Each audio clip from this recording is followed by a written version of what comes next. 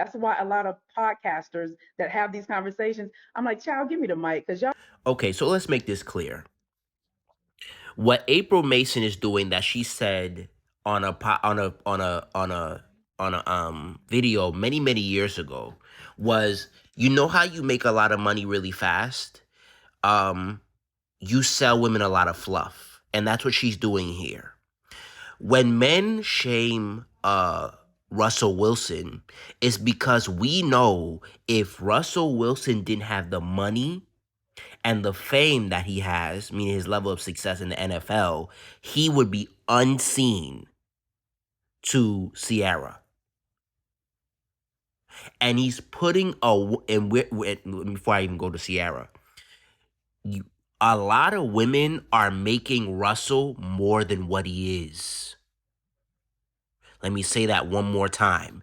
And just like with Derek Jackson, we are making Russell Wilson more than what he actually is. If you check um Sierra's track record, she never dealt with a Russell. Let me say that one more time.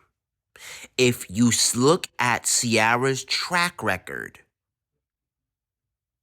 she doesn't date Russells.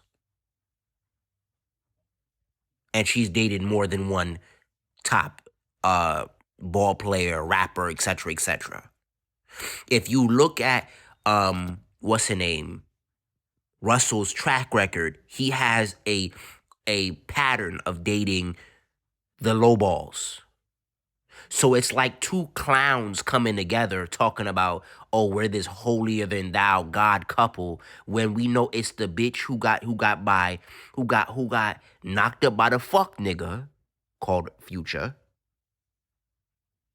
And now the millionaire, when she's tired and she's been ran through, when she's been ran through by the industry, because that's what she has. She has dated more than 5 to 6 different uh top NFL people. I'm not top NFL, entertainers. She got a Russell. Russell was her last chance at fame. Like, in other words, her last chance to get it right. He was the hook that got caught. He was not her first choice. He was the last one. And everybody knows, all the men know, if Russell Wilson was a regular dude, she would have never saw him. All that stuff she says about him is bullshit. Bullshit. It's a rebranding to who she was in the industry. When she dated this guy and this guy and this guy and this guy and this guy. I'm gonna show you a comment that really flabbergasted me. Yeah, that's me commenting. But this is one of the many comments to know that what April Mason was saying is fraudulent. She says, so does that mean Jeff Bezos, a billionaire, is also a simp for dating a 54-year-old woman who has a child? Let's make this clear. Most women with a child will not meet a Jeff Bezos. This is why she cut out being a dating coach, because she's fueling your unrealistic dating standards. You know what most women are saying nowadays? This.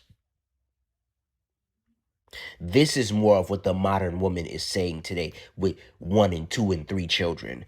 There is a Russell Wilson everywhere, but you know what they don't got? Russell Wilson money. So you know what they say? They're settling. Most women will never date a Jeff Bezos and a Russell Wilson. You know what the difference between Russell Wilson and Jeff Bezos was? We didn't ask for a Jeff Bezos prayer, because we know uh it was impossible for you to get a man like Jeff Bezos. Why don't we think the same about Russell Wilson? Why are we over infatualizing about, even, I don't even know if that's a word. Why are we over infatualizing? Or why do we have this overall fantasy about Jeff Russell Wilson when men of his caliber is not looking at Russ is not looking at Sierras as their first choice in general. They're not. They're not picking up the random single mom across the street and say, I'm a wife for you. They're not doing that.